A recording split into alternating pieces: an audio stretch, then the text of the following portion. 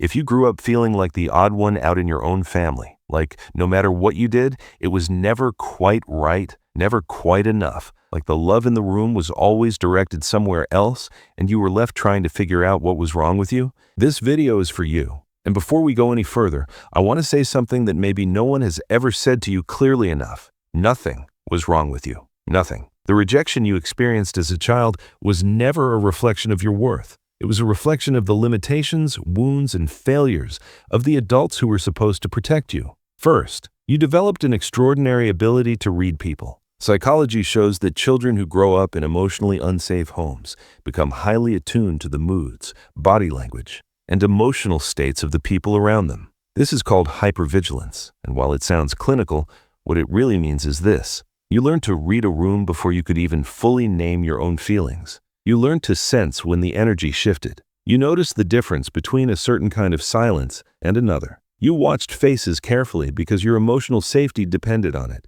Research in developmental psychology shows this heightened sensitivity often translates in adulthood into remarkable emotional intelligence, deep empathy, and an almost uncanny ability to understand what people are feeling even when they say nothing. What was once a survival skill becomes a profound human gift. You see people, truly see them, and that is something most people spend a lifetime trying to learn.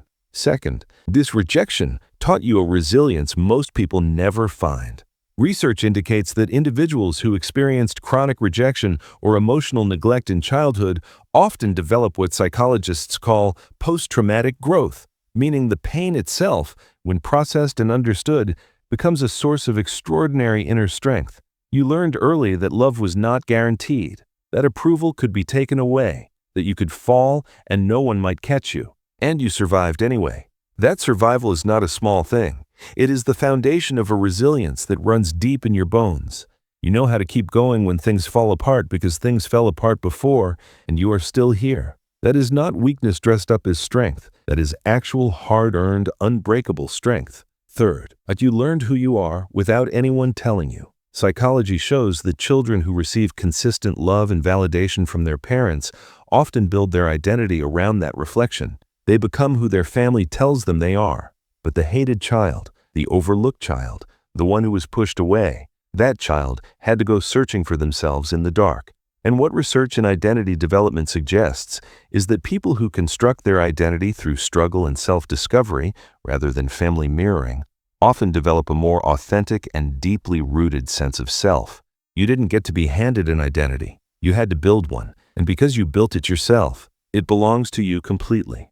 No one can take it because no one gave it to you. That is a kind of psychological freedom that most people, raised on the comfort of unconditional family approval, never quite find. Fourth, you have a deeper capacity for compassion than most. Research indicates that people who experienced emotional rejection or cruelty in childhood and who have done even some degree of reflection on that experience consistently demonstrate higher levels of compassion toward others who are suffering. Because you know what it feels like to be invisible. You know what it feels like to be in a room full of people and still feel completely alone. You know the specific ache of wanting love from someone who seems unable or unwilling to give it. And because you know that, really know it, you don't look away when you see it in someone else. You move toward people in pain instead of away from them. You become the person you needed when you were small. And there is no more powerful way to heal and no more meaningful way to live than that.